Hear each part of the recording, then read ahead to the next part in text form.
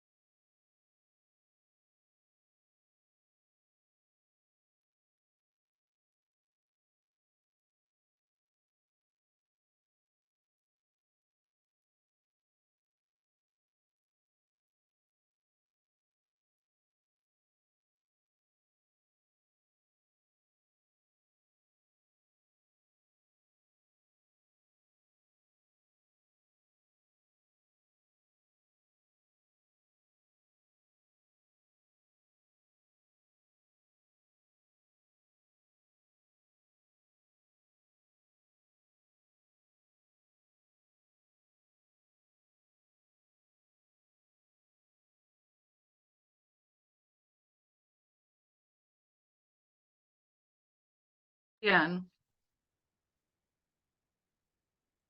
quando achar oportuno, podemos começar. Oi, Mônica. Tudo bem, Olha, peço podemos? desculpas. Acho que a sala já está mais bem É, composta.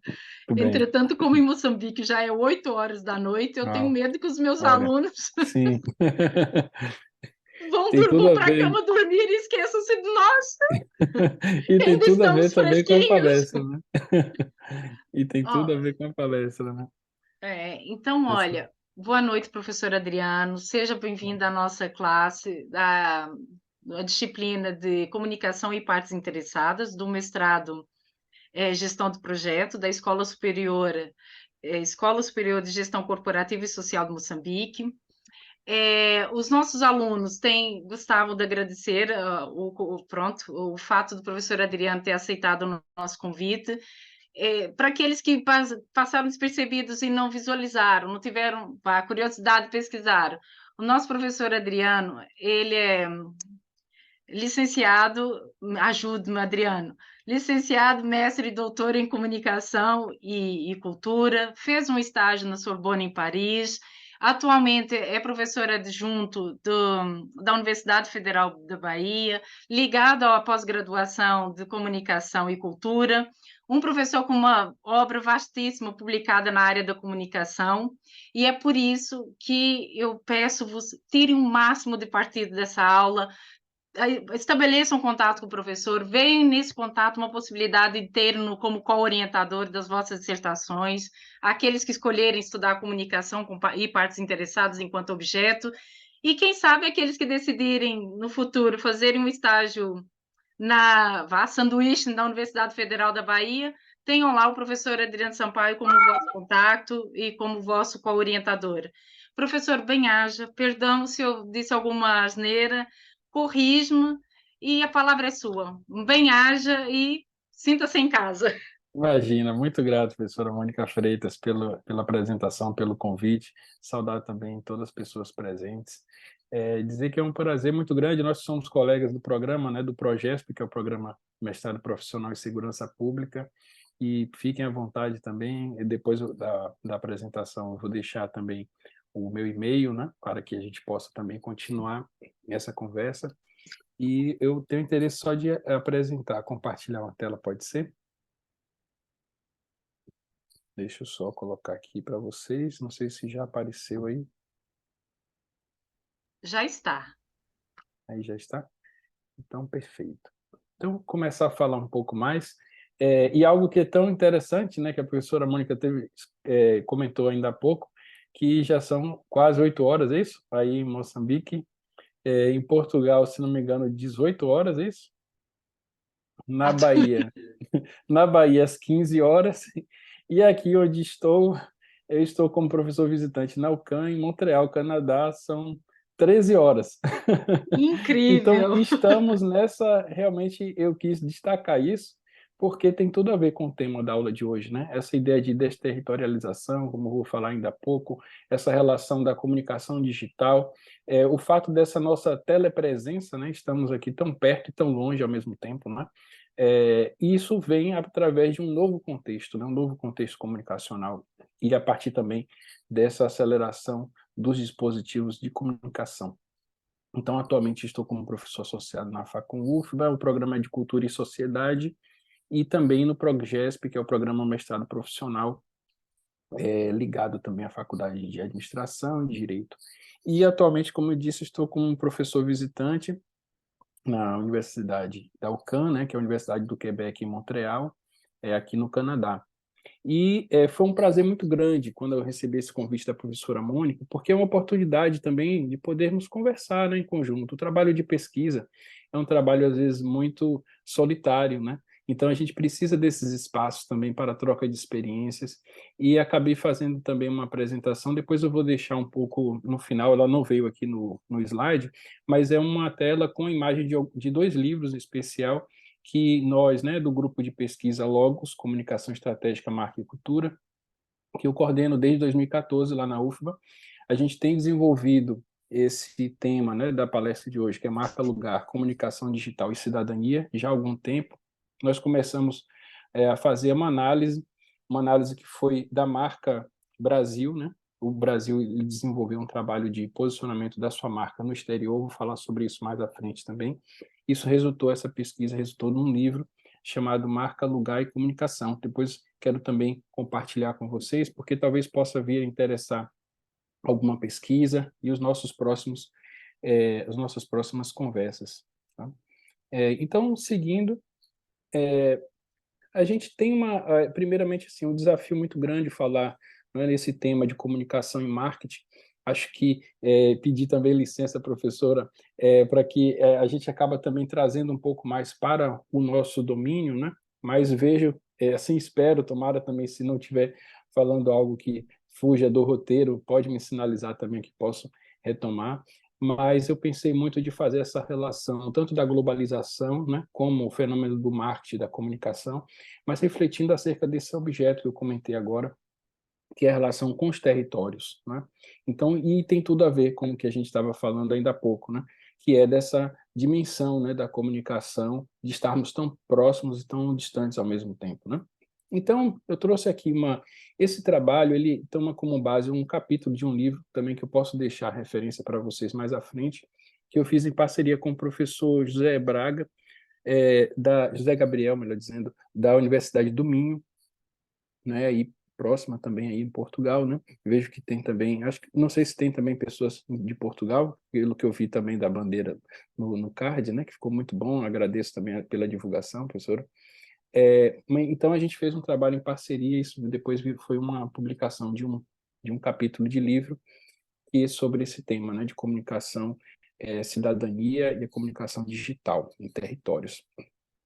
Bom, então eu trouxe aqui essa imagem um pouco para animar também a gente ver alguns ícones, né, ali relacionados a essa perspectiva da comunicação, desde a escrita, né? Então, como a gente vai ver isso até mesmo por um autor chamado Marshall McLuhan, ele vai falar que o surgimento de um novo meio, né, de comunicação, ele acaba sendo também uma nova forma de interação, de integração com mídias, vamos dizer assim, antigas, né?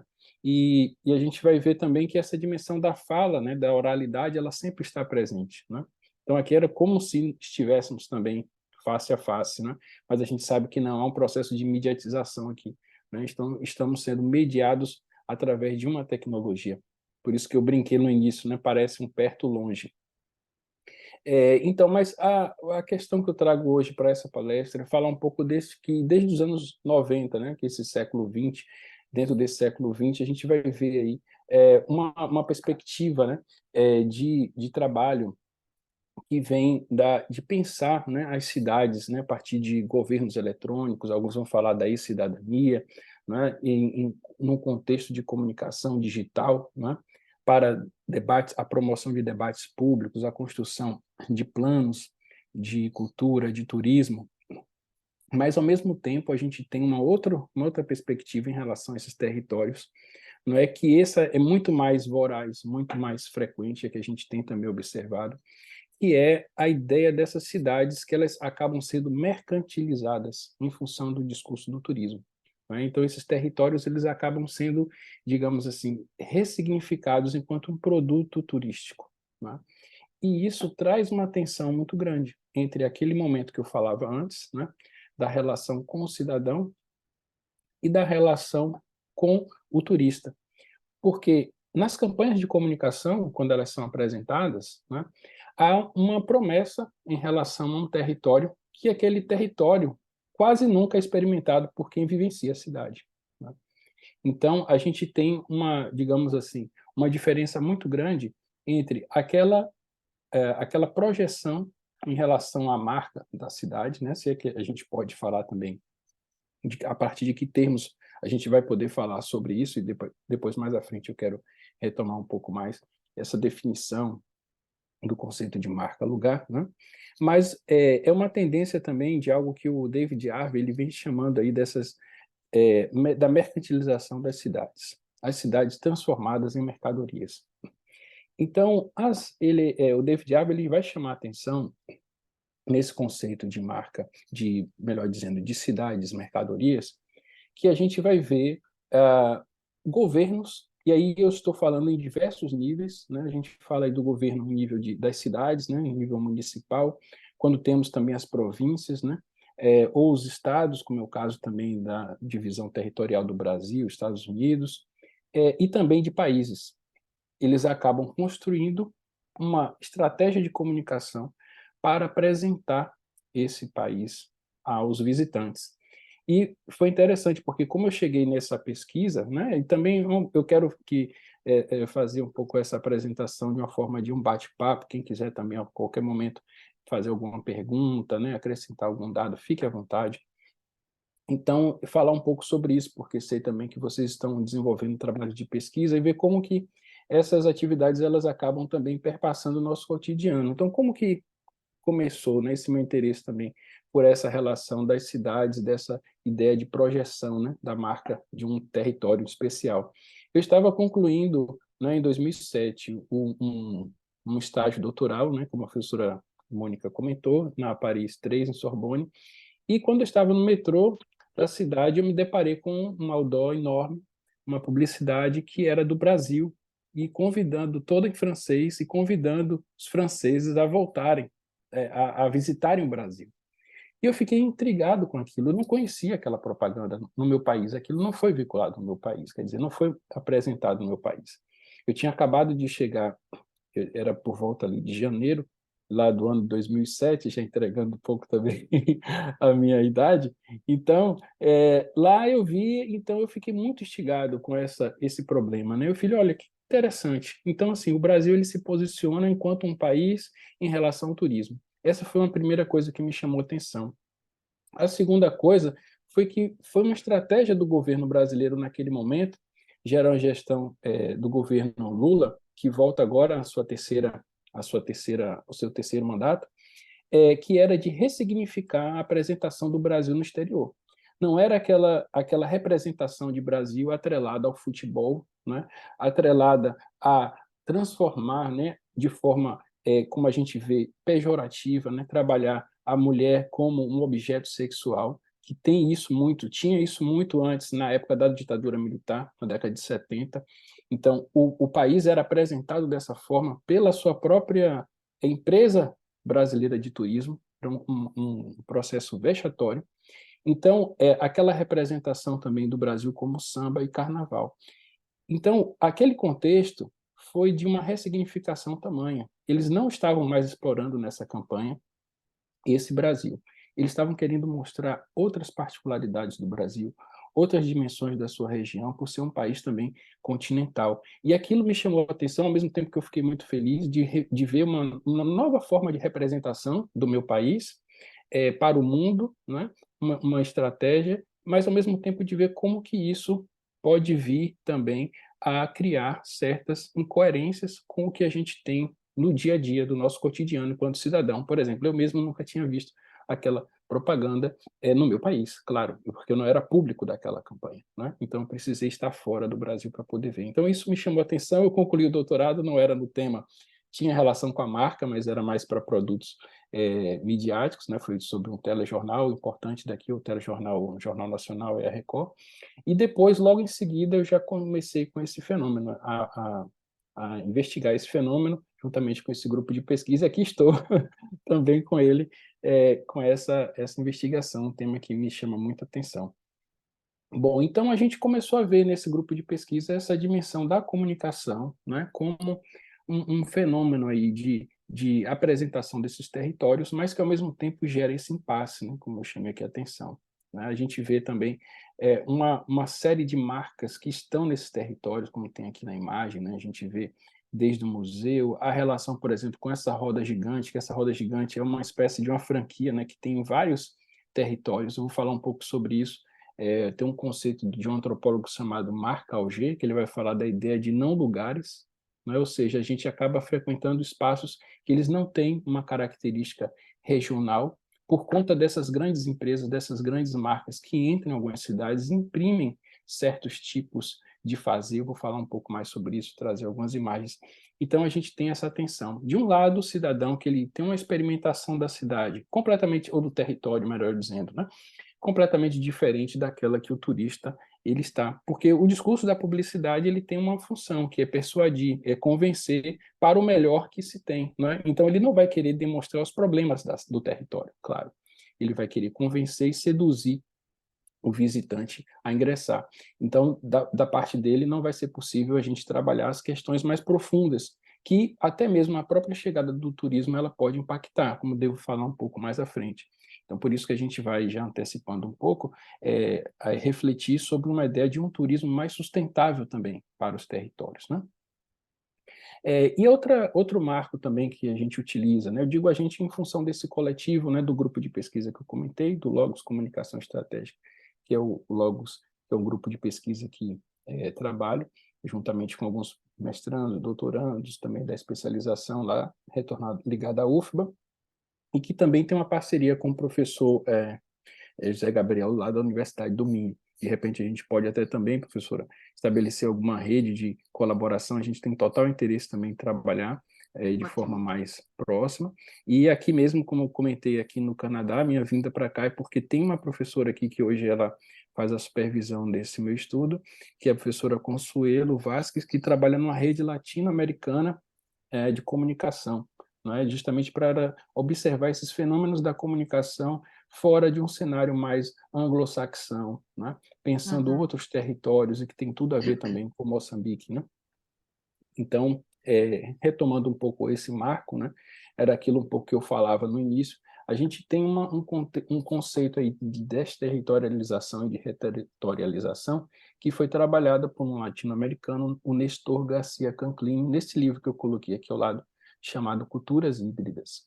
Então, aqui a gente vai ver a todo tempo isso que a gente está vivenciando aqui, essas ressignificações, né? Tem horas que a gente está desterritorializado e a gente se reterritorializa a partir também desses meios de comunicação de massa, né? Então, essas tensões em relação ao que é o que é chamado moderno, né? O que a gente vai ver aí como alguns vão acabar apresentando também uma ideia de pós-moderno, isso vem muito fortemente com a globalização e a própria, digamos assim, quebra dessa noção entre espaço e tempo, né? É o que a gente está vivenciando agora aqui, quero ilustrar, né? Então, por exemplo, algumas pessoas já estão mais para as 8 horas da noite, né? Aqui já ainda são as 13h20, né? Em Montreal, né? Então, em Salvador agora já são 15 horas e 20 minutos, né? Então, ou seja, essa temporalidade, ao mesmo tempo, ela cria uma presentificação que aqui está estamos em um mesmo instante, mas em momentos completamente diferentes, né? Isso faz parte do contexto também da construção dessas nações, né, da forma como se organizou também, né, essa dimensão da calendarização do mundo como um todo, mas o que eu quero chamar a atenção aqui é a possibilidade, através dessas mídias digitais, da possibilidade que a gente tem dessa instantaneidade, tanto da informação também, né? Então, por exemplo, a todo tempo, assuntos que agendam, né, são agendados, que é um conceito que a gente trabalha também na comunicação, né? Tem uma teoria chamada do agenda setting. A gente tem ali um agendamento, por exemplo, da cobertura das guerras que estão ocorrendo no país, né? No Brasil, no mundo, melhor dizendo. Então, e quais são os impactos dessas guerras em relação aos contextos locais?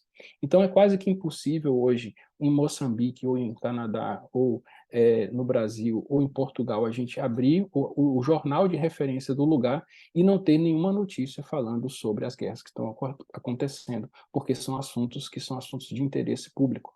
Então, isso faz parte de uma relação também com o jornalismo. E, ao mesmo tempo, estamos desterritorializados, mas reterritorializados, porque existem impactos relevantes em relação ao comum, essa ideia de comum que a gente tem por estar, digamos assim, antenados e ancorados no mesmo contexto, né? E aí, como eu falei um pouco antes, né, eu trouxe esse conceito aqui de não lugar, né, que foi postulado por Marc Augé, que é um antropólogo, e ele vai dizer o seguinte: o não lugar designamos duas realidades complementares, porém distintas, que são espaços constituídos em relação a certos fins, como a gente vai ter transporte, trânsito, comércio, lazer, e a relação que os indivíduos mantêm com esses espaços, né?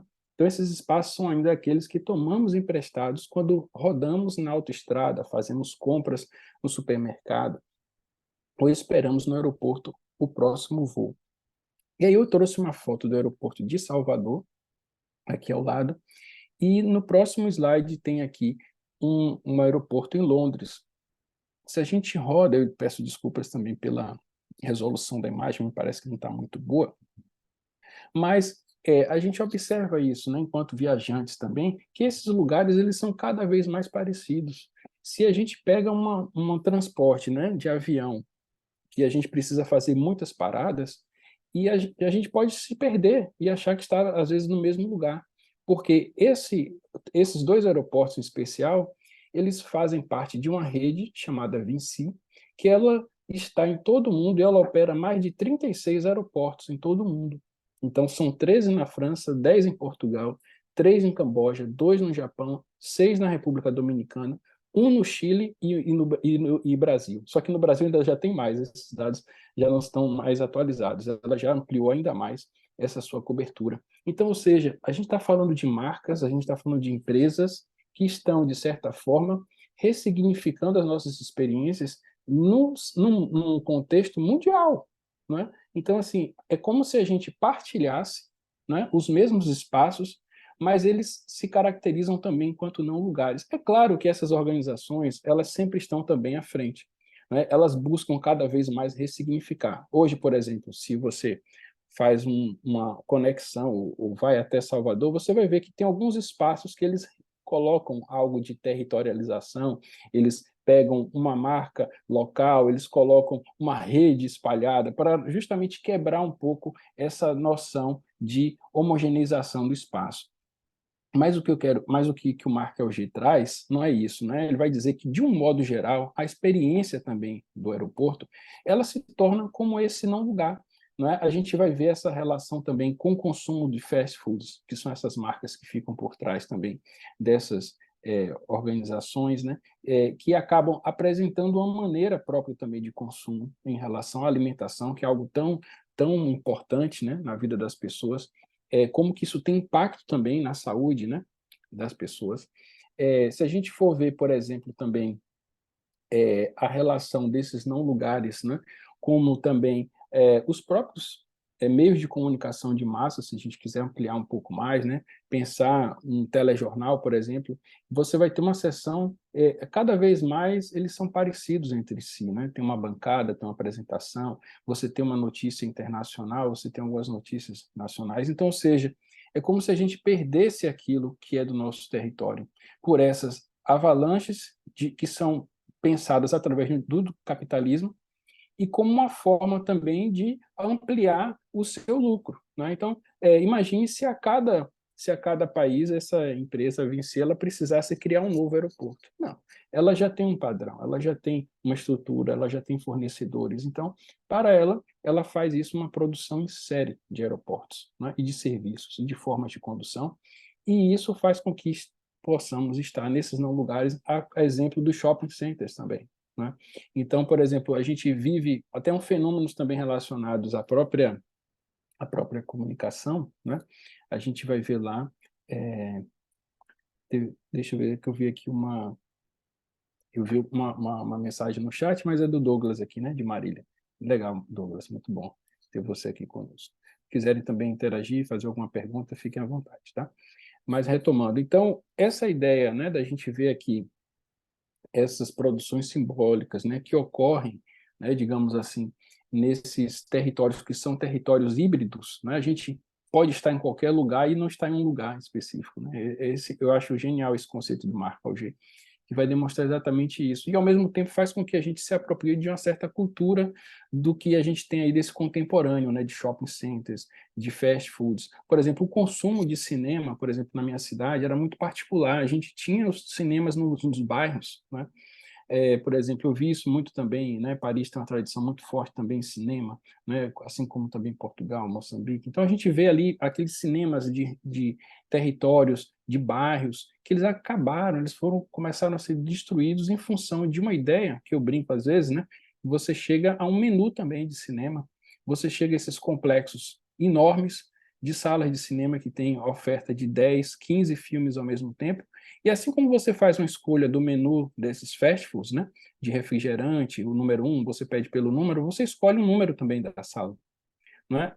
No Brasil, a gente tem também algo muito forte no cinema nacional, é que a gente luta muito para ter as nossas próprias produções representadas no cinema, né? E tudo isso a gente está falando também de processo de identidade. Se a gente vai para a televisão também, né, as programações, cada vez mais a gente consome as grandes marcas, né, os grandes nomes como a Disney, como a Netflix, né? Então, assim, como que esses produtos também eles são pasteurizados e a gente não tem uma perspectiva também desse local, né? Então isso faz parte de um fenômeno brutal do capitalismo dessas marcas, né? E de apropriação, de ressignificação de sentidos que a gente precisa ficar sempre atento também. Deixa eu passar mais um pouco aqui à frente. O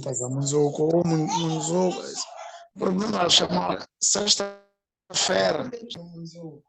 Bom, não é problema, tem um outro microfone, acho que está aberto. Sim. Não sei se... Peço se alguma desculpas, eu pergunta. peço desculpas, tirem o volume do tá microfone, se faz favor. Também não sou. Eu achei que era alguma pergunta, mas vamos lá. Então, eu trouxe... Desculpa, Adriano, pode Não, tudo desligar bem. o microfone? Tudo bem. Bom, então, aqui eu trouxe também uma apresentação que é de um autor brasileiro, o professor Milton Santos, geógrafo, e que ele apresentou boa parte dessas críticas, né, até aqui que eu apontei, elas têm como referência esse pensamento do professor Milton Santos, que recomendo assim para quem ainda não teve a oportunidade de dialogar, latino-americano, negro, e que trouxe, né, essa outro desafio em relação à globalização, né, de pensar.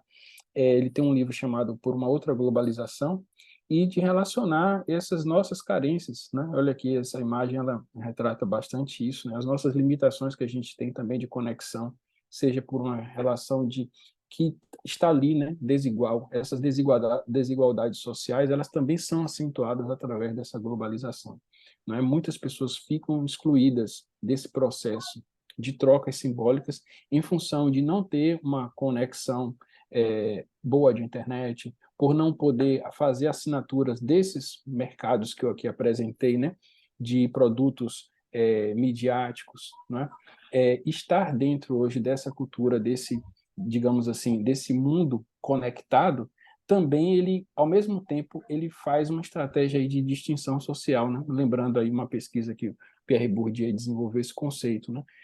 Pensando também esses bens como bens de distinção social, né?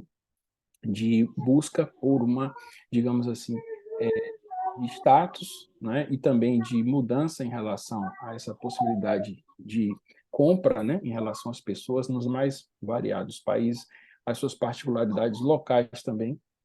Então, essa globalização, a gente não pode esquecer disso. Ela também acentua essas mazelas sociais, essas diferenças entre esses eixos, né, entre o norte e o sul do mundo.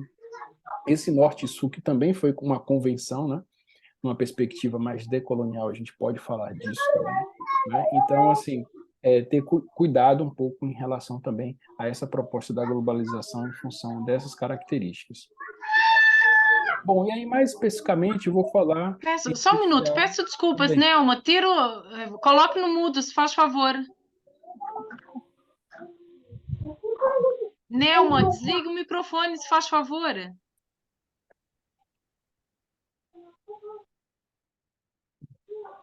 Então, aqui a gente tem a marca lugar, o título, né? O Turismo e Cidadania, justamente para a gente ver, então, algumas implicações sobre aquilo que eu falava no início, né? Dessa relação do cidadão, que tem, ou da cidadã, que tem essa experimentação do território, e de um outro lado do turista, que vai ter esse lugar, né? É um contexto completamente distinto, né? Eu também tive uma oportunidade de escrever um artigo com uma professora de Barcelona, uma brasileira, mas que está já há muitos anos em Barcelona, a professora Inês, que foi justamente mostrando um pouco também dessa dimensão desse turismo e da cidadania, né? E dessas divergências em função de uma territorialidade bastante distinta. A gente sabe que tem um movimento muito forte também, digamos assim, pela valorização do território da Catalunha e, de um outro lado, a relação com a Espanha. Então, a gente viu nesse artigo que a Barcelona ela chegava a ser apresentada de duas formas, como a capital da Catalunha e como uma cidade da marca Espanha. Então, a gente chega a ter esse tipo de apresentação em função dessa visão, né, de desterritorialização, de mercantilização das cidades, dos territórios, só um pouco para ilustrar essa perspectiva que eu estava falando antes, né? Então, assim, a partir daqui, a gente vai ver, deixa eu ver aqui o que... Acho que está voltando aqui, só um minuto. Já tinha falado. Comentei um pouco sobre esse livro também, né, do Ítalo Calvino, As Cidades Invisíveis. Ele acabou inspirando muito também as nossas pesquisas, porque ele já mostra um pouco essa dimensão do que mais recentemente esse marketing turístico vai fazer, né? Então, não é para quem leu esse livro, um livro também que não pôde ainda ler, é um livro fantástico que fala sobre o viajante veneziano Marco Polo, né? E que ele vai passando por algumas cidades, né? E que ele tem um relato, né? Para esse imperador Kublai Khan, e ele vai apresentando essas cidades, né? Então ele acaba sendo esse divulgador desses territórios a partir digamos assim, dessa visão que ele tinha, o Marco Polo, enquanto viajante. Hoje, né, a gente faz essa metáfora, né, essa visão, ela vem através dessas estratégias de comunicação e de marketing, né? Então a gente vai ver aqui os territórios sendo apresentados. Então muito do que chega a gente sobre esses países, sobre esses territórios, eles são desenvolvidos a partir de algo que é mediatizado, né? A partir dessas campanhas de comunicação e que sempre vão trabalhar também aspectos positivos, né? Então e os problemas que também o turismo eles podem vir a trazer, isso não se apresenta enquanto uma questão para esse discurso da publicidade, como assim eu falava, né? Então, dando continuidade, como que começa esse fenômeno também, né? Então, esse fenômeno a gente localiza ele na década de 70 numa campanha que foi desenvolvida nos Estados Unidos, que foi do I Love NIC, né? Que eu amo Nova York, né? Então, esse slogan foi um dos primeiros esforços sistematizados que a gente viu no mundo inteiro, justamente para identificar um destino turístico, a partir dali você mercantilizar um território, né? E a partir daí a gente vê até mesmo a reapropriação, né? Tomando um pouco de emprestado aí, novamente, o conceito do marca-lugar. Aqui em Montreal, mesmo, eu estive hoje, há um tempo, a visitar um determinado que é essa roda gigante que eu mostrei lá atrás, né, que tem em todo mundo, tem em Londres, né, tem em Paris, tem muitas cidades eles acabam construindo, tem uma empresa também por trás disso, e lá tinha um lugar para as pessoas fazerem a foto com o I Love Montreal, né? Ou seja, é exatamente assim, você retira, né, você pode se reapropriar de uma forma até de comunicação, como esse I Love em Nova York, que foi assim muito forte na década de 70, mas hoje a gente acaba tendo até mesmo, vamos dizer assim, talvez entre aspas, uma espécie de crise em relação à criação, né, dessas organizações que acabam replicando até campanhas que foram desenvolvidas antes, né? E aí a gente volta àquela ideia de não lugar, né? Eu posso amar qualquer cidade desse jeito, né? E você já tem um padrão.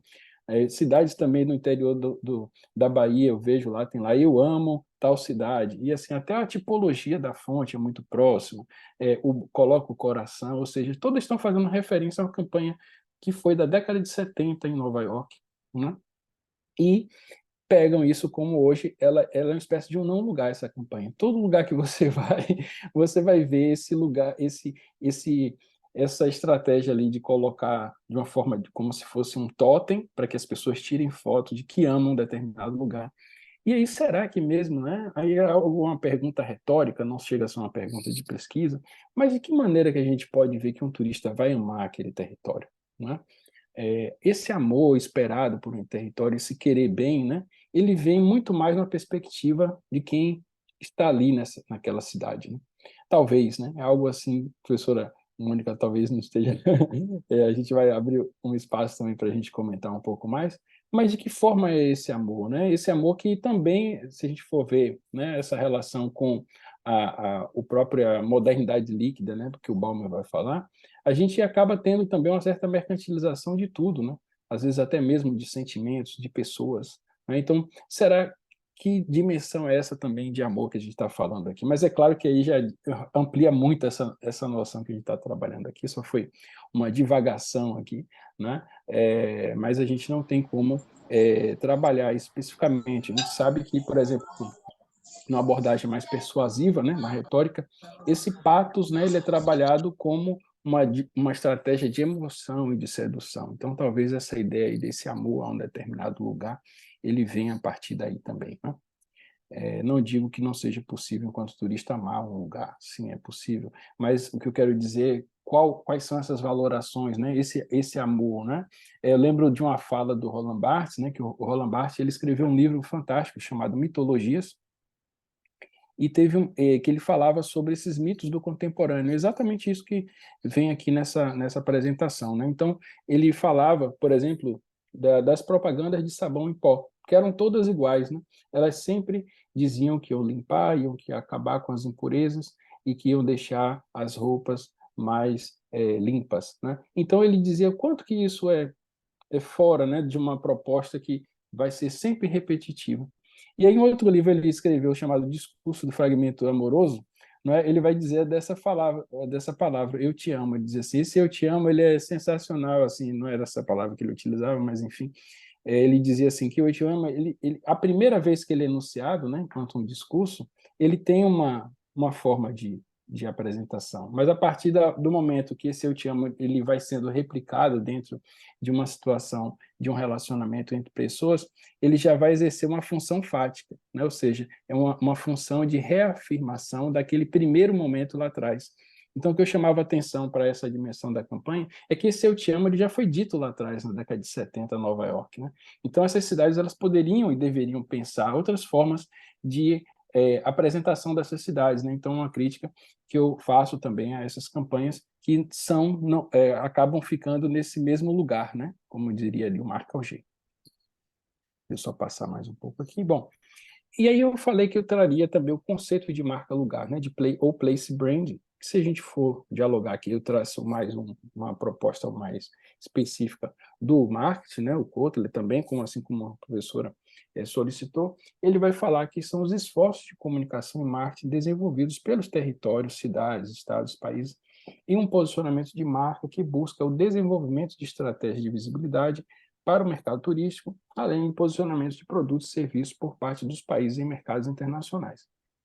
E aí eu trouxe aqui também uma imagem, que é uma imagem do Andrea Samprini, que é um italiano, que ele trabalha fortemente também com os estudos da marca, e que ele ilustra um pouco essa concepção do Kotler em relação à dimensão do marketing, né?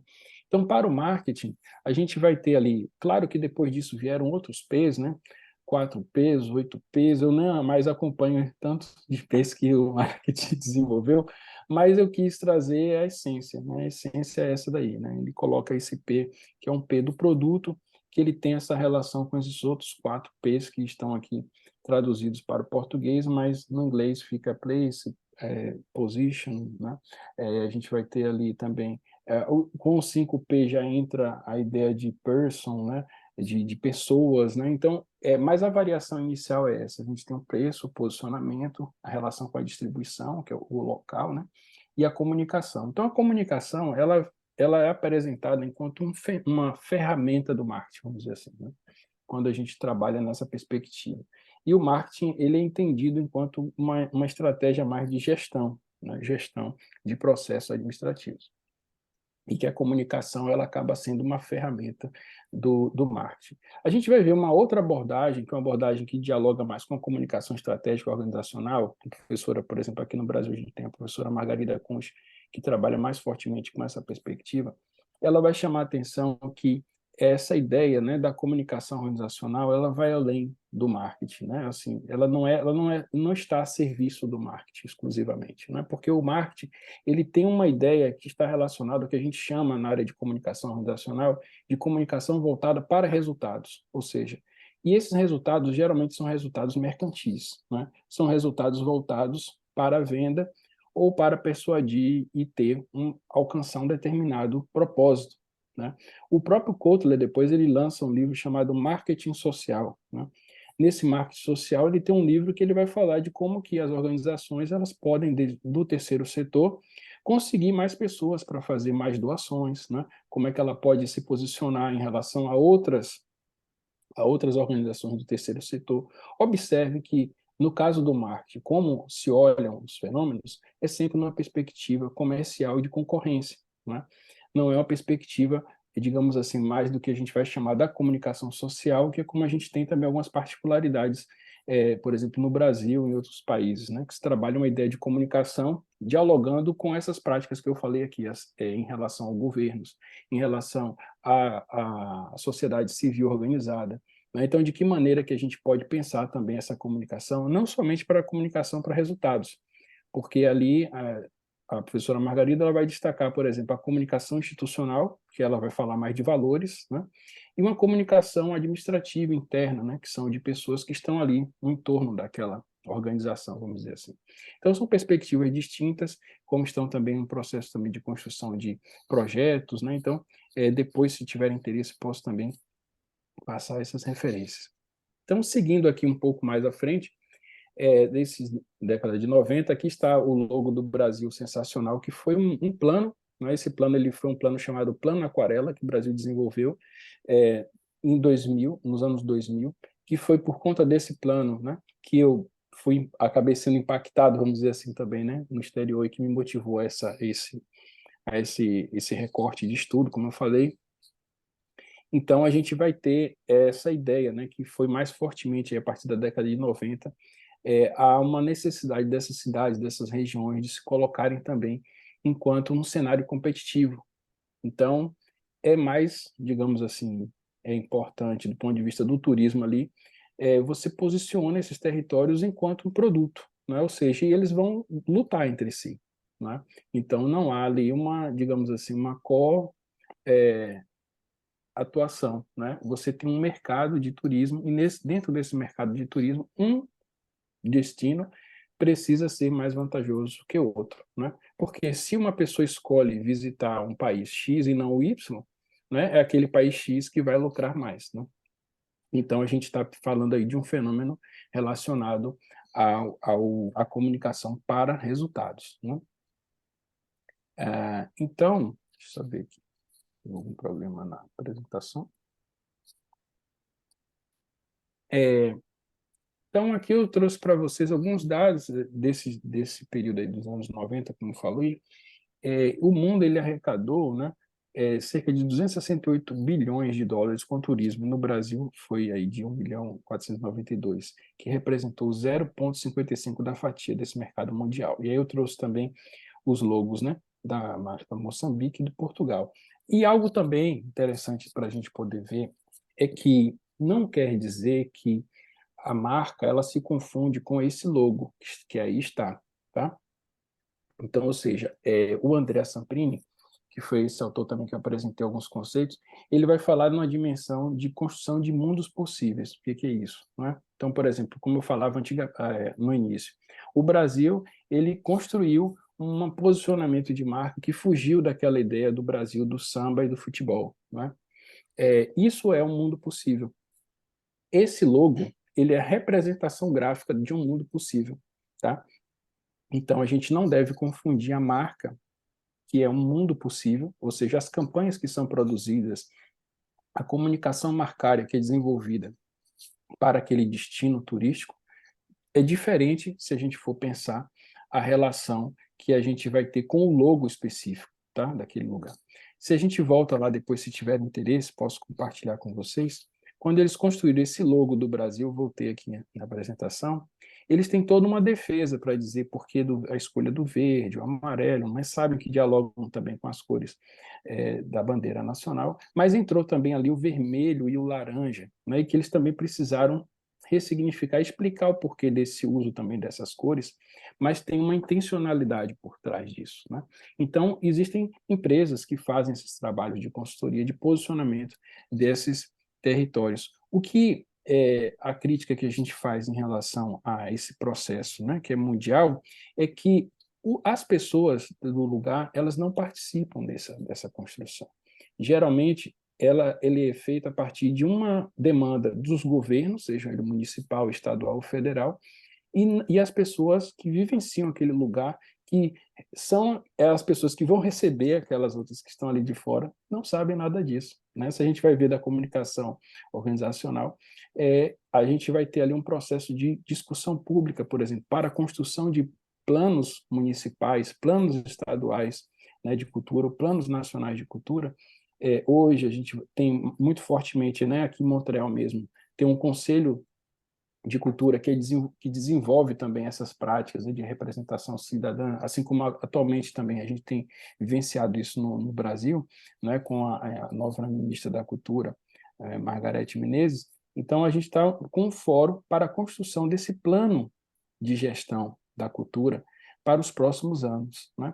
Mas esses processos de construção, de posicionamento de marca, né, não digo desses planos de turismo também, eles são dialogados com o que o mercado vai chamar desses players, né, do mercado, que são agentes de turismo, são agentes hoteleiros. Né? Então, a população ela fica parte disso. Então, isso não faz parte de uma construção também, enquanto políticas públicas. Né? Grosso modo, né, claro que existem algumas exceções, mas estou falando de um projeto, por exemplo, a gente teve um trabalho desse, eu disse com a gente porque foi coletivo, mais uma vez com a professora Inês e a professora Encarna, em Sabadell, fizemos um trabalho que foi uma demanda do município, da cidade de Sabadell, que é uma cidade que fica próxima ali de Barcelona. Eles entraram em contato com a universidade e eles queriam construir um posicionamento daquele território, mas dialogando com o local. Então, a gente fez esse trabalho em parceria com a universidade e a gente conseguiu também fazer uma escuta da população, a gente viu quais eram essas representações possíveis. Né? Então, existem alguns casos que há esse tipo de diálogo, mas quase sempre, pelo que a gente tem visto também na literatura, também nas pesquisas que a gente tem desenvolvido no grupo, majoritariamente é uma aposta que essas gestões públicas fazem, né? E elas contratam empresas que constroem esses posicionamentos de marca e eles não dialogam com as pessoas que ali estão. Então, falava também, né? E tem um lugar interessante para a gente ver também esses dados, que é esse World Travel Tourism Council, que é um conselho, né, de turismo e de viagem, que ele vai mostrar justamente isso, né? A gente tem uma visão de que, por exemplo, quando a gente fala de marca Brasil, né, ou Marca Espanha, o que seja. Eu não trouxe aqui esses gráficos, mas depois posso deixar o link para vocês. É interessantíssimo. A gente acha que é uma comunicação voltada para o turismo estrangeiro, né, as pessoas que vêm de fora para visitar o Brasil, o país. E é um dado assim muito, muito, muito interessante. É que o que acontece é o oposto, né? A gente vê aqui, por exemplo, muito mais esse turismo é um turismo das pessoas que residem naquele país, das pessoas que não conhecem certas regiões, né? Então, eu vou apresentar daqui a pouco esses dados relacionados a 2019, mas essa organização, segundo esse conselho, por exemplo, aqui a gente viu em 2019 que o PIB do setor cresceu 4,2%, né, do crescimento global. Mas aqui, na sequência, a gente vai ver que, no caso do Brasil, ele representou ali, deixa eu ver aqui só para passar aqui ó, a apresentação, ele representou, no caso do turismo doméstico, né, ele foi 96% foi naquele ano representado pelo turismo, 94% foi representado aí por brasileiros. É uma coisa que a gente causa uma surpresa quando a gente identificou isso. Ah, então quer dizer que o turismo que é gerado no Brasil, a maior parte é interno. São os próprios brasileiros visitando as cidades, é isso que esse dado desse conselho apresenta. E isso não acontece só no Brasil. A maioria dos países isso acontece, né? Então, assim, é outra coisa, é uma grande falácia. A gente, de fora, a gente enxerga, acha que quando há esse posicionamento dessas marcas, né, territoriais, quem vai consumir são pessoas de fora. Não. Quem consome mais são as pessoas do próprio lugar, do próprio território. Então, isso reforça ainda mais a nossa hipótese de que, olha, por que as pessoas do país não escutam? Então, recentemente, né, a gente vai ver também, falando um pouco também mais do Brasil, por conta de que a gente tem pesquisado, eu trouxe alguns estudos também da Espanha, né, porque também tem algumas parcerias, de repente a gente consegue avançar um pouco mais, e quem sabe, se for do interesse da professora Mônica também, de a gente desenvolver algumas pesquisas em parceria em Moçambique também, vai ser de uma grande estima para mim, e fiquei também muito interessado, né, de poder conhecer mais sobre o país e sobre esse fenômeno também, e por a gente ter uma afinidade muito próxima também, né, um processo também de colonização. Então, a gente vai ver que há esses dados, eu não trouxe aqui, infelizmente, mas há um gráfico que mostra o quanto que são desses residentes, né, que fazem o consumo maior nos seus próprios países, né? Quando que a gente espera, acha que vem de fora, mas não. A maior parte é um turismo interno que anima essas campanhas. Então, mais possivelmente deveria ser, né, uma escuta ainda mais forte, né? Aí eu trouxe também algumas informações, né, sobre essa ideia também de como que a gente vai ver essa outra globalização, né, as suas discrepâncias, né, como um país como o próprio Brasil, que tem as suas mazelas sociais. Então, a gente vai ver, a partir do momento que a gente teve um turismo que foi forte, né? Não estou com isso, não é dizendo que o turismo, a indústria do turismo, ela não estou colocando aqui como uma vilã, muito pelo contrário.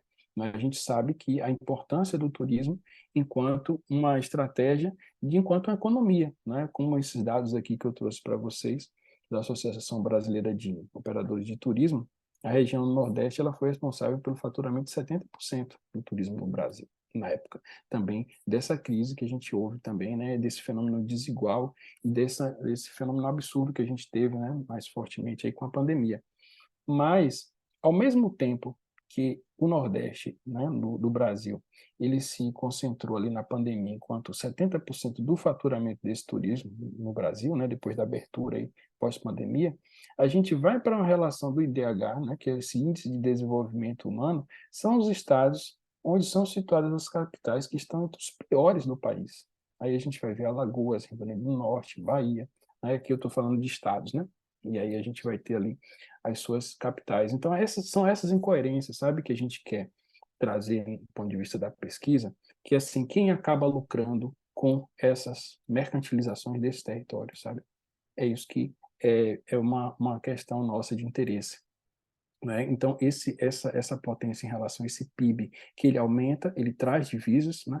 Claro, eu não estou trazendo aqui também as discussões que a gente pode ampliar ainda mais, porque tem também, dentro do grupo de pesquisa, a gente tem uma doutoranda que ela está estudando marcaçores, né? Então, a gente vê o posicionamento, por exemplo, o Brasil também fez eu estou falando especificamente aqui de um fenômeno que é da marca turismo, mas a gente tem também marca produto, né? Então, você trabalha produtos específicos como forma também de potencializar os produtos e serviços que Descobriu são que esqueceu apresentados o naquele papel disso aqui país. hoje. É hoje, você descobriu Então, que vê se esqueceu tem o alguma papel disso pergunta. aqui. Será? Um microfone aqui, mas enfim.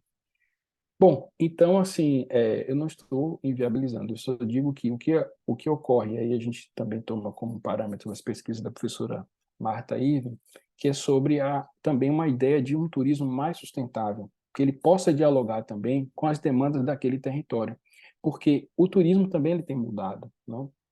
Então, as pessoas elas têm buscado fazer mais um turismo, que é o turismo mais próximo do que é a vida do cotidiano das pessoas, né?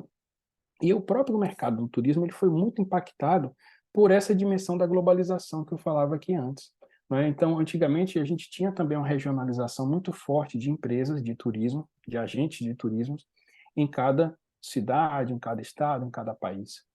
E, atualmente, com essas grandes plataformas, né, que existem em todo o mundo, a pessoa consegue facilmente ver qual é a melhor, qual é a passagem mais barata, quais são os hotéis mais baratos, né? Então, tudo isso faz parte de uma disrupção, que é uma disrupção tecnológica.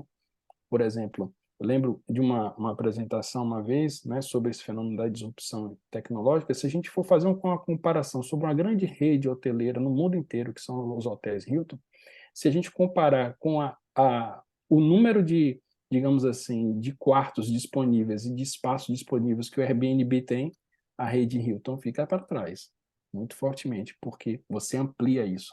E é uma outra forma também de experimentação desse turismo, tá?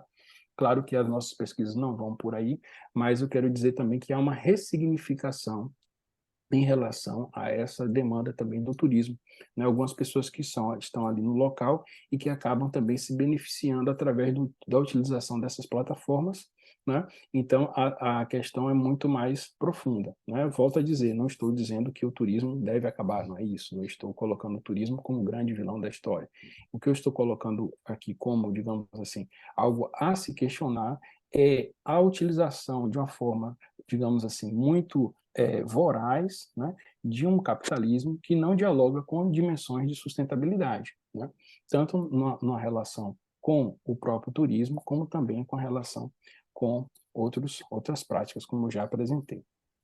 Já chegando mais para o final, então é por isso que a gente vai falar de uma mudança, né, de perspectiva, é da gente fazer do marketplace para pensar a comunicação pública, né? Então, essa comunicação pública, o que que ela vai pedir aí, né? O que que ela vai demandar? Então, é isso que eu coloco aqui para vocês e justamente para poder sintetizar um pouco mais, eu coloquei a comunicação pública com essa sigla aqui, CP. Ela vai demandar, primeiro, um compromisso em privilegiar o interesse público em relação ao interesse individual corporativo, né? Então, esse é um primeiro ponto dessa comunicação pública.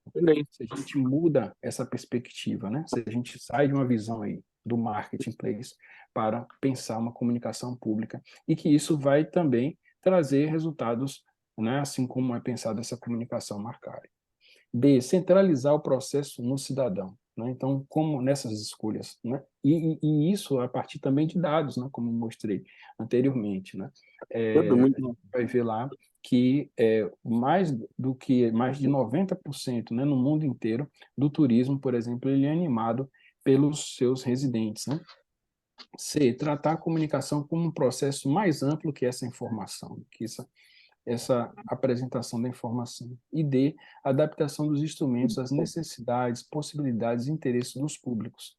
E, por fim, assumir a complexidade da comunicação, tratando-a como um todo, né? Uno. Ou seja, a gente vai ter ali diversos atores, diversos agentes que fazem parte dessa comunicação.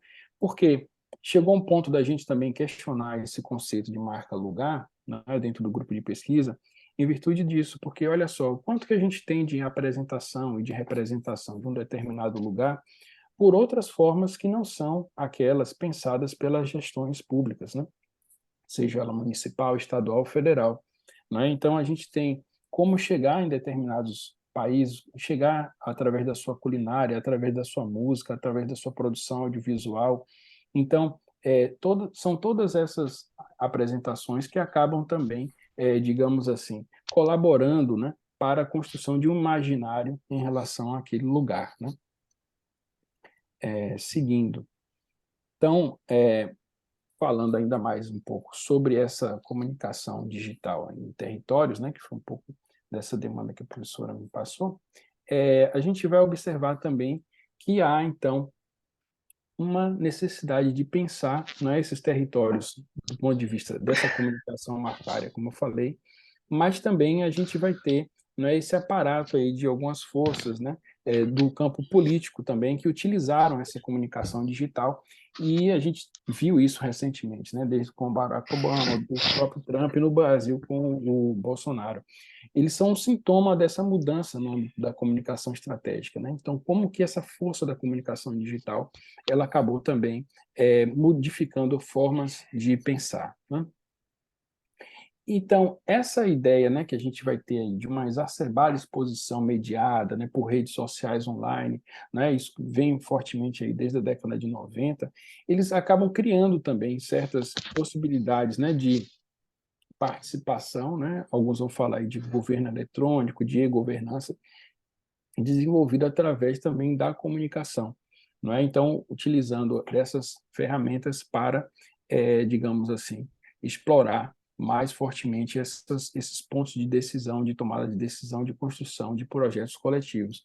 Mas a gente nunca pode se esquecer que foi daquela imagem que eu coloquei anteriormente, do professor Milton Santos, que ele vai demonstrar o quanto que essa apresentação, né, ela é desigual, né, principalmente em países aí que estão abaixo da linha do Equador, como é o caso do Brasil, né, especificamente no que a gente tem trabalhado aqui dentro do grupo.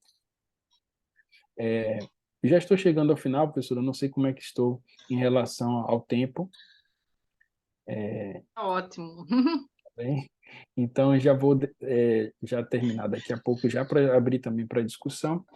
Então, eu trouxe alguns exemplos aqui, citei algumas coisas também que aconteceram no país, no Brasil, a partir dessa ideia de uma comunicação pública. Então, a gente teve um país que foi marcado muito fortemente pela ditadura, né? E a gente, a partir de 85, que a gente teve o movimento Direta Já, que houve a abertura política, e em 89 a gente já começa com um processo também de eleições presidenciais, nas primeiras de voto direto e não indireto. E nesse mesmo período a gente viu em Porto Alegre, uma cidade que é situada no sul do Brasil, um processo desse de construção de orçamentos públicos, né, a partir de um sentido de governança, né?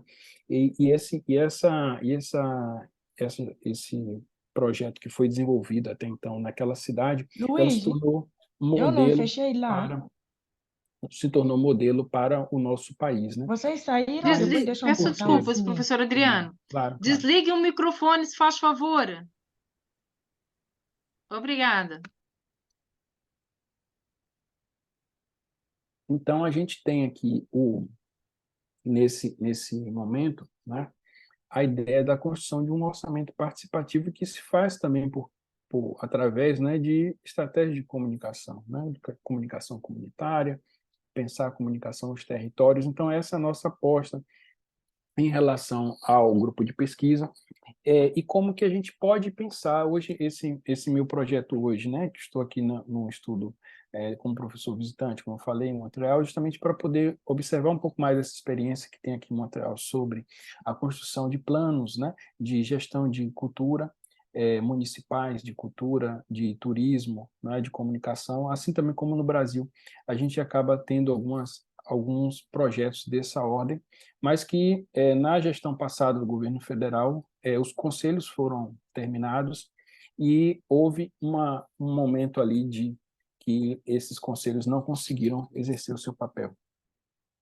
Mas, assim, isso é algo respaldado pela Constituição Federal, né? Que ela pede que a gente chama informalmente de CPF, né, que é uma sigla, né, que é a mesma que é o número de identificação do cidadão, por isso que a gente faz esse trocadilho, né? Mas o C, que é de conselho, P de plano e F de fundo, né? Então, ou seja, você tem geralmente um conselho de cultura, um conselho de turismo, um conselho de comunicação, né, que ele se organiza nos municípios, em nível municipal, estadual e federal, e a partir dali são esses conselhos que eles estabelecem planos municipais, estaduais ou federais de comunicação, de cultura, de turismo, né?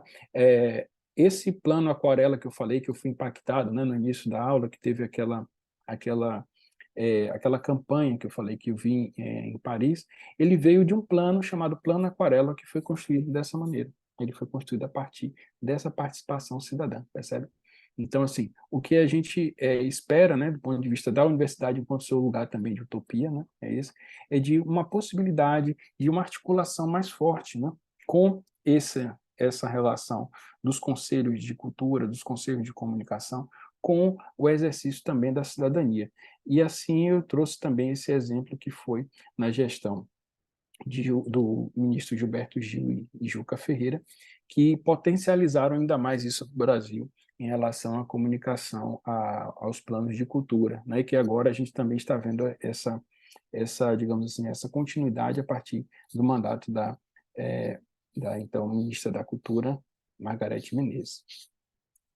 E já chegando ao fim, então, não só para ressaltar o que foi apresentado antes, a gente parte dessa hipótese de trabalho que, no momento, né, que o cidadão puder assumir esse lugar, né, de mais protagonismo, né, de caminhamentos também desses planos de gestão, de conselhos e fundos, que haja também uma articulação entre essas partes, porque, às vezes, isso é um problema também no país, né? Fazendo uma crítica também, né? A cultura ela conseguiu fazer muito fortemente essa comunicação cidadã, pública, que gerou essas conferências de cultura, desenvolveram conselhos, né? Fundos que vão subsidiar, digamos assim, essas ações culturais, mas chegou um dado momento que essas práticas elas não foram observadas também em outros campos, a exemplo, né, do próprio turismo, da comunicação. Então, a gente não teve algo mais partilhado. Então, por que não haver uma transversalidade? Então, isso que me motiva muito de investigar aqui em Montreal, né? Eles têm um conselho superior, é algo, né? Bom, é isso. Eu vi um pouco na parte teórica, por isso que eu estou vindo aqui para ver o campo como funciona efetivamente, né? Essa é meu interesse de estar aqui hoje. Mas assim, a gente poderia ter um conselho superior que pudesse também dialogar com o turismo, com a comunicação, com a cultura, porque como pensar o turismo sem pensar a cultura? Como pensar a cultura sem pensar a comunicação, né? Então, assim, né, essa utopia, né, que é o espaço da universidade que se apresenta, e também desse grupo de pesquisa que eu falei, né, do Logos, que eu represento, é de pensar novas práticas, novas pesquisas, novas formas de interação com esse social que vão além de uma dimensão estritamente, digamos assim, mercantil, né, dessas grandes marcas que acabam se apropriando, mercantilizando territórios, e como que a população ela possa vir um dia também a ter mais participação nesses processos decisórios dos seus territórios. E é isso, eu deixar aqui com vocês algumas referências também que eu posso passar mais à frente, e deixar para vocês também. Meu muito obrigado. Agradecer mais uma vez, professora Mônica, pelo convite. Deixei também aqui meu e-mail, adrianosampaio@gmail.com, para a gente poder continuar essa conversa, ou até daqui a pouco também no chat, tá bom? Ou aqui também com essa plataforma azul. Muito obrigado. Obrigada, professor Adriano, pela belíssima exposição. Realmente ela foi ótima, não só para reviver alguns conceitos, mas como para aprender outros, como é a questão da territorialização e da desterritorialização. E é muito interessante. Antes de passar as minhas questões, eu queria apresentar o nosso professor Dr. Lourenço Dias, que é o diretor da Escola Superior de Gestão Corporativa e Social. Pronto, ele é ligado à tecnologia, eu penso que ele tem aqui mais legitimidade para apresentar questões que eu. Eu passaria a palavra para ele, e se tiver ainda oportunidade, apresentaria as minhas questões. Bem-aja, professor Adriano. Espero que, pronto, seja o início de uma longa caminhada. Eu penso que, ao nível bilateral, gostava depois de tentar escrever um artigo consigo no sentido de tentar perceber qual foi o impacto das reivindicações de um turismo sustentável no molde de comunicação adotado no turismo em Lisboa. Mas isso, pronto, fica com um convite para o futuro. Eu passo então a palavra ao nosso professor Lourenço Dias. Eu quero agradecer, boa noite, primeiro, cumprimentar ao professor Adriano Sampaio, agradecer à professora Mónica Freitas pelo incansável apoio e a sua intervenção em termos de tornar a CBS ainda mais robusta e mais conhecida a nível internacional. Isso para nós é um motivo de grande satisfação, plenamente de acordo com a elite de oradores que nos têm apresentado e trazido para a CBS, contribuindo assim para um turismo, se quiser, académico, que pode vir a ajudar, eu considero a inclusão, a diversidade, que isso é importante para nós. Se me permite, eu gostaria de lhe felicitar pela forma pedagógica como apresentou o tema. Para nós é um motivo de grande satisfação. E neste momento em que estamos também a eleger novos presidentes das autarquias dos municípios em Moçambique, a sua lição vai servir os objetivos de melhorar essa comunicação, mas o grande problema que temos, não só em Moçambique, mas como no mundo, é como é que nós devemos pensar nas grandes empresas. Entendo que a mercantilização dos territórios, o professor esteja a referir-se concretamente ao negócio que se instalam nesses locais, e nós temos experiência em Moçambique, em Cabo Delgado, em que não se dá atenção às comunidades. E esse é um grande problema que temos. E, por outro lado, também temos um problema que eu penso que a comunicação poderia ajudar, se assim concordar, a resolver, é que a nossa intervenção quase que é nula, a intervenção das comunidades, porque quase que se conformam e desistem de agir para ocasionar o bem-estar, se quiser, das comunidades. As pessoas excluem-se desta atividade de melhoria das condições de vida. Como é que o professor vê esta temática em termos de comunicação? E, por outro lado, como deve compreender, e eu não posso deixar de fazer esta pergunta, como é que a tecnologia nos pode ajudar a criar aquilo que nós chamamos a verdadeira inovação, em que nós beneficiamos dessa tecnologia, pelo menos para se quiser, aumentar o nosso grau de literacia em diferentes áreas. Eu penso que o Brasil tem uma grande experiência e tenho ouvido, o último artigo que li foi ainda pensa-se que no caso concreto do João Vianney, que é um dos professores do Brasil ligados aí ao ensino à distância, e recentemente de um outro artigo, continuamos a olhar para o ensino à distância como se tratasse de um ensino para os pobres. Não sei se... E que isso a mim me toca profundamente, porque não concordo com essa visão. Era isto que queria dizer e, mais uma vez, agradecer a sua belíssima intervenção. Obrigado. Muito grato, professor Lourenço, pelas gentis palavras. E estou totalmente de acordo com o que o senhor coloca aqui, né? Começar por essa pergunta anterior, né?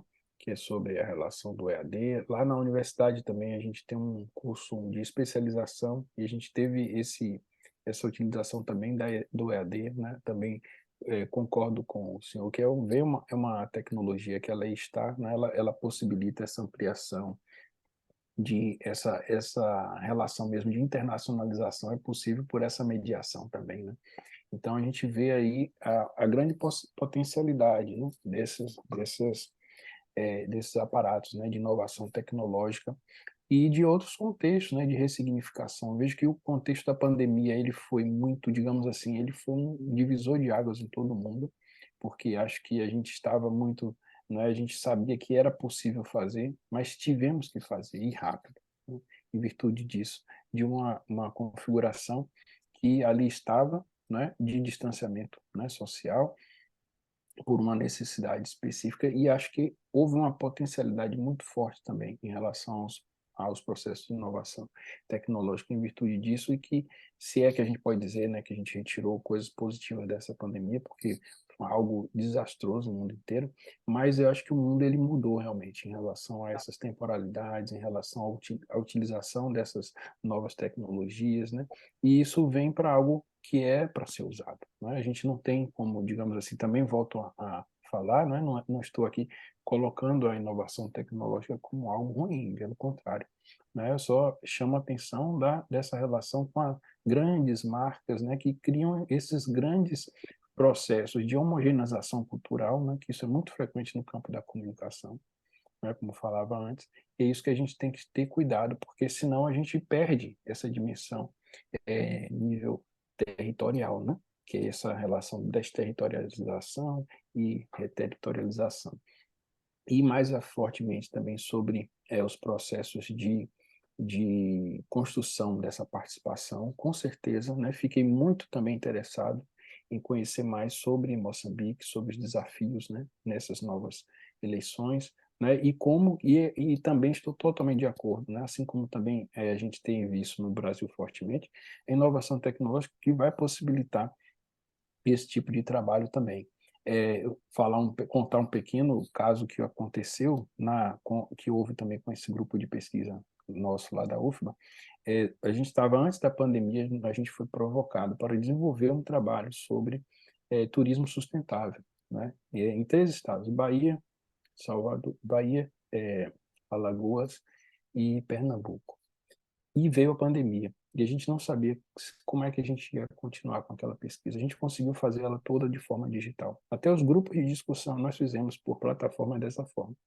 E eles foram resultados assim. Depois foi um trabalho com a Aliança Francesa, a embaixada também da França no Brasil, que, digamos assim, fez essa intermediação para a construção dessa pesquisa, e a gente conseguiu ter alguns dados, que eu até trouxe alguns aqui também, sobre o turismo naquela região, de como que a gente pode reposicionar essas práticas, fazer uma atuação mais cidadã, né? Então, assim, essas tecnologias elas vieram para ficar, e elas sim devem ser utilizadas para, né? Só chamando a atenção aquilo que eu comentei antes, né? Das desigualdades que acontecem muito também nesses países que estão, né? Assim como o Brasil e tantos outros, Moçambique também, que estão abaixo da linha do Equador, o quanto que essa relação mercantil, né, que vem aí desse norte, ele acaba também sendo muito, digamos assim, voraz, né? Então, de que forma que a gente pode também pensar outras estratégias de reterritorialização e de participação popular. Mas fiquei muito contente também com as suas perguntas e estou à disposição, né, para que a gente possa desenvolver. Professora Mônica, também fiquei muito sensibilizado pelo tema que trouxe, e será um prazer para mim da gente também construir esse artigo conjuntos e, quem sabe, outros trabalhos também em parceria. Muito grato também, professor Lourenço, e toda a classe. Eu é que agradeço, professor. Eu é que agradeço e com a permissão da professora Mônica, quanto mais vezes estiver conosco, para nós é um privilégio, é uma honra, né? E participar de forma ativa na, na, na interiorização destes novos conceitos que tem e que podem ser alargados já a Moçambique. Como sabe, nós em Moçambique temos alguns investimentos do Brasil e com grande relevância para a Ambev, com grande relevância para o Porto de Nacala, com grande relevância. Nós não sentimos, eu, Lourenço, não sinto o melhor que o Brasil tem em Moçambique.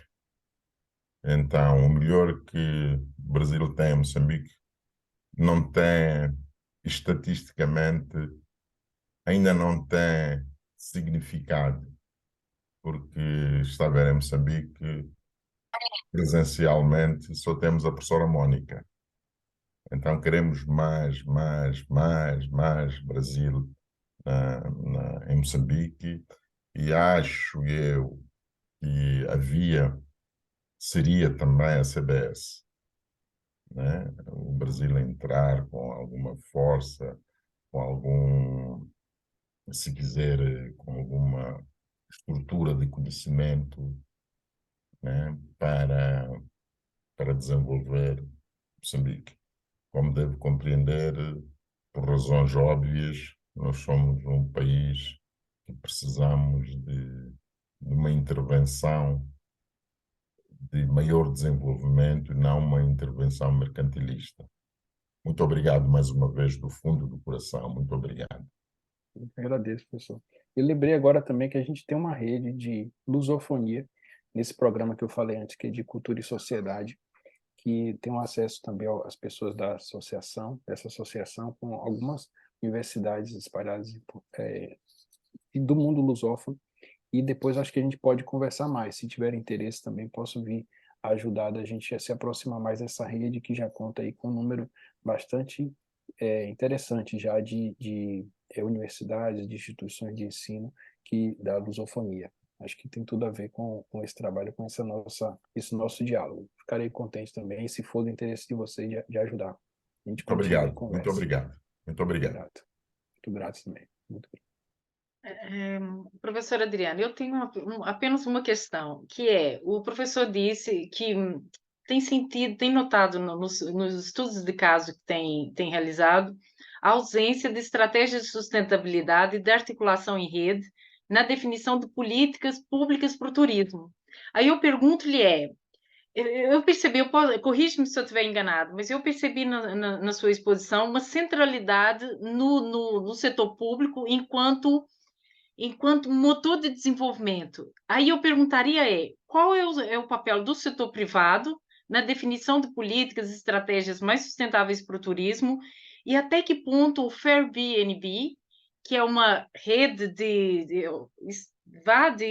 equipamentos turísticos que tentam trazer essa questão da sustentabilidade para a sua oferta turística, envolvendo as comunidades locais nos moldes de distribuição dos benefícios gerados pelo turismo, e se o Airbnb seria um bom estudo de caso, uma boa estratégia de turismo sustentável a ser replicada em todo o mundo, incluindo no Brasil.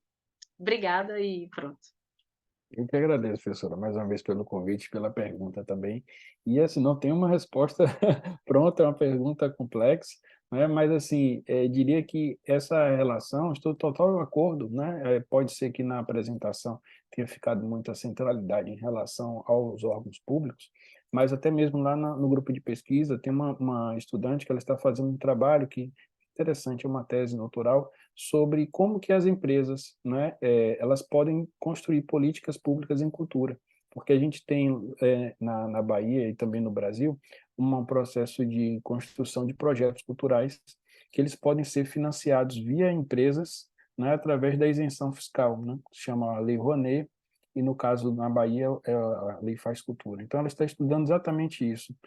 São duas grandes empresas locais e que elas, através desse programa de incentivo, essa é a hipótese delas, né? De que maneira que as empresas elas podem também estabelecer políticas públicas, né, de cultura, não somente o Estado. Então, estou total de acordo, eu acho que é uma tríade, né? A gente tem que pensar essa articulação entre o poder público, né, as empresas privadas, também o terceiro setor, né?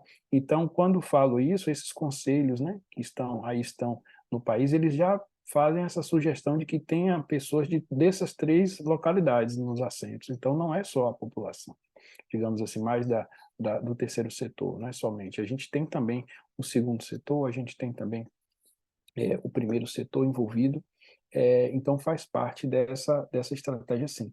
E penso que o Airbnb, a questão tem um lado que eu acho bastante instigante, que é essa dimensão da relação com os agentes locais, né? Você amplia muito, qualquer pessoa pode chegar ali e construir o seu perfil, né? E desenvolver o seu trabalho, mas a gente tem também um fenômeno reverso, né? De uma grande plataforma que está por trás daquilo e que lucra também em cima dessas relações e que também é algo que dialoga com o campo do mercado local. Se a gente vai ver esses agentes de turismo locais, eles acabaram também tendo as suas limitações, né, em relação às suas quedas, né, digamos assim, de compra de assentos, né, de locais, né, de agenciamento do turismo. Então, é algo bastante complexo, né, para responder uma pergunta, acho que muito interessante, instigante.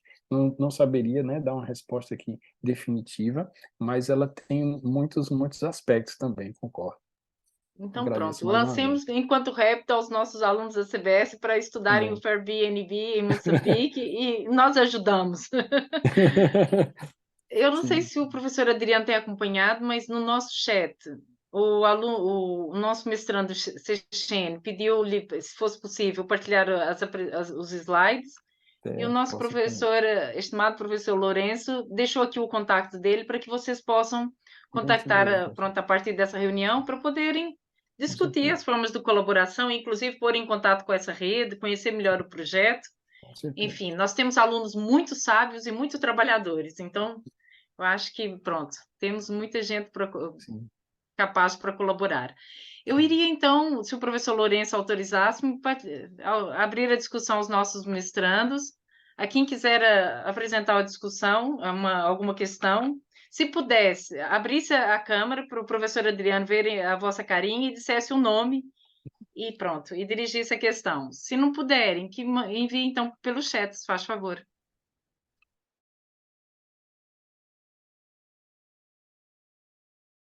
Enquanto avançar da hora, se calhar eles estão a jantar.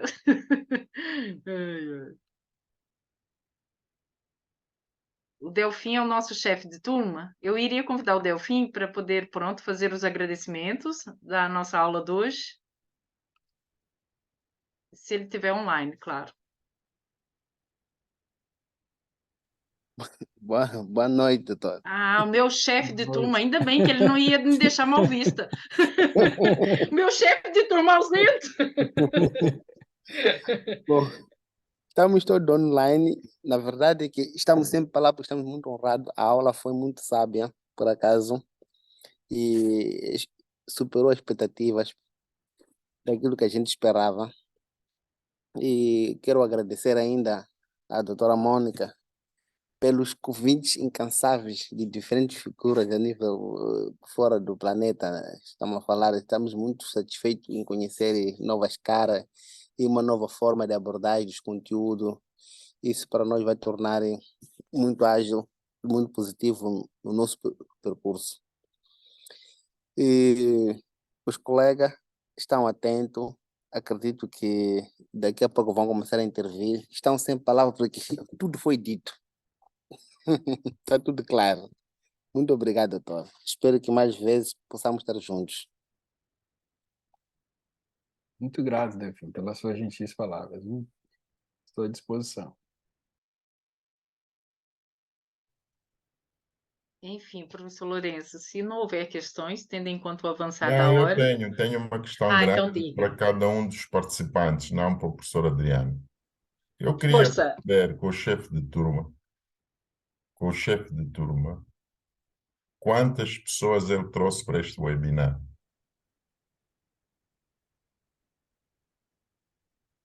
E a mesma pergunta faço Sim. Posso responder? aos restantes participantes. Porque nós temos uma tendência que eu pessoalmente considero uma tendência quase colonial. O conhecimento tem ficado para nós e não somos capazes de dividir com as comunidades, com os nossos amigos, com as nossas famílias. E então isto preocupa-me. Eu tenho dito que nós não conseguimos avaliar em termos financeiros o que é organizar um webinar, o que é coordenar um webinar, quanto isso custa, e nós temos desperdiçado esse investimento. Por quê? Porque não somos capazes de mobilizar um único amigo para estar aqui conosco.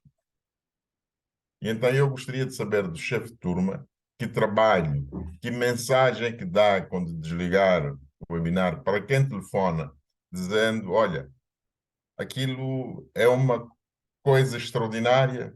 Sabe que tivemos a professora Mónica é uma professora brasileira, é uma professora luso-brasileira, é uma professora que está na Nova, é uma professora de uma universidade europeia, mas está preocupada com Moçambique, como se estivesse a ganhar muito dinheiro, como estão as empresas aí a mercantilizar. Qual é a diferença? Como é que transmite isto às pessoas?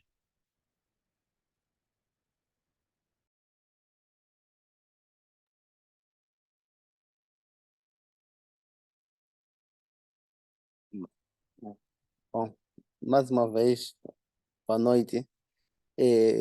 Eu sou representante da turma Gestão de Projeto.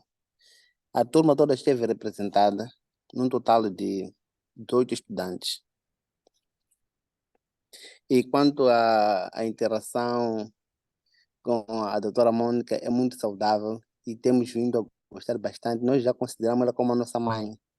Esperamos que tenhamos a ela por mais vezes. Ela já mostrou muita abertura e está nos ajudar a cada passo. E a mensagem ficou: nas próximas vezes serei mais cauteloso em poder fazer um refresh daquilo que tem se aprendido nos webinars. Obrigado, doutor Lourenço. No fim, eu vou manter a pergunta. Quantas pessoas trouxe? Deixa a turma.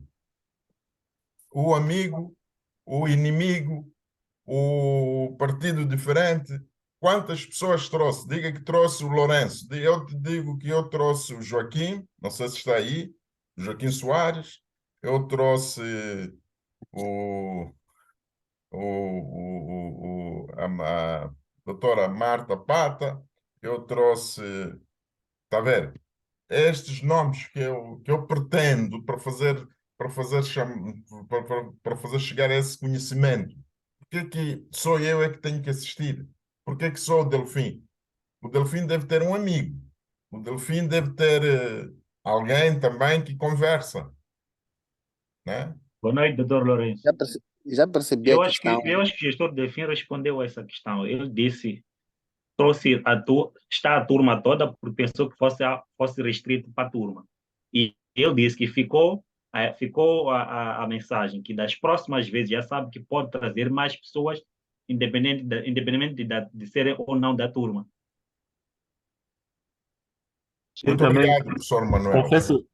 Confesso uma coisa também, doutor Lourenço. Sim, eu, particularmente, o que eu fazia era, depois do webinar, fazer um pouco de ciúme aos meus amigos. Que, olha, vocês não sabem o que perderam. Discutimos isto. Mas se querem perceber um pouco mais, nós discutimos lá, matriculem-se um pouco na CBS próximo ano. Vão entender melhor isso que eu senti lá no webinar.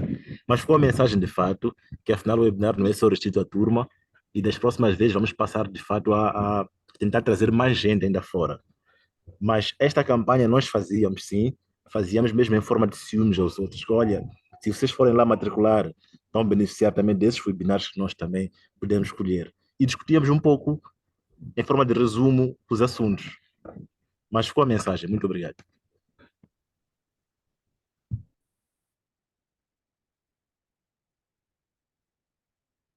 Doutora Mônica, faz favor. Pode criticar-me. Professor Adriano, peço desculpas. Eu só queria fazer uma pequena chega, é que o nosso professor Lourenço, e bem, uma causa que ele lidera e que eu, coadjuvo e apoio, e o que eu posso fazer, eu faço, que é no sentido de criar, de consolidar em Moçambique uma cultura de conhecimento local. E isso é levar os alunos a assumirem o papel de intermediários na construção dessa comunidade de conhecimento. Então, ele diz sempre, você mostrando a aluno, traga um outro colega, quer dizer, porque ele, ao contactar com o conhecimento, ele nunca vai ele não vai permanecer inerte, ele não vai permanecer indiferente. É preciso contagiar, é ser esse elemento de contágio. Então, é difícil, pronto, mas o que eu puder ajudar, e acho que os alunos já perceberam essa minha motivação realmente para ser esse elemento de contágio. Então, eu espero que no próximo webinar os nossos alunos, pronto, sejam esse elemento de contágio nas comunidades onde se encontram inseridos. Pronto, é só esse pequeno esclarecimento, senão o professor Adriano, tipo, não estou a perceber. Se puder falar, achei muito pertinente essa colocação, né, dessa ideia de comunidade de práticas, né, de trocas, né, de relacionar também com a sociedade, com o entorno, e dizer que fiz minha parte também. Me coloquei lá no Instagram o card que a professora me passou, não sabia se podia, fiquei também em dúvida, mas eu postei lá. Não sei se porque mesmo em Salvador, professor Adriano, eu noto isso em Salvador. As pessoas não se mobilizam. É do tipo, assumem papéis de coordenação de mesas e não levam ninguém para a mesa.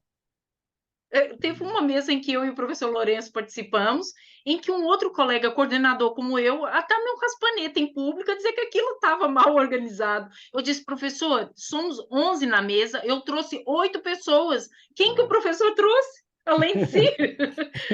Não, por favor. E quero dizer também que para mim foi uma grande alegria, porque geralmente assim a gente tem tido palestras que estão sendo bastante esvaziadas, e aqui eu vi a gente tinha quase 32 pessoas. Fiquei muito feliz dessa recepção de vocês aqui e continuo assim a estar à disposição quando puder, se for necessário, posso voltar assim, quantas vezes solicitarem e de muito grado. Hein? Professor, se me permite, como seu aluno, porque gostei Imagina, da que é aula, isso. se me permite, também lhe peço a mesma coisa que pediu o Manuel Mugambe, ao colega Manuel Mugambe. Quanto mais, desde que se organize com a professora Mônica por causa da calendarização, quanto mais pessoas indicarem existimos e que estamos neste projeto que eu considero social, não esteja com... Se consultar é por uma questão de calendário, não é se autorizamos ou não. A professora Mônica tem a autonomia total para promover o que melhor entender para a CBS. Eu não sei se vou convidar o meu convidado para ver o que é que ele tem a dizer sobre isso, que é o Joaquim Soares, que ele está aí a fazer o flash. Acho que não está. Joaquim.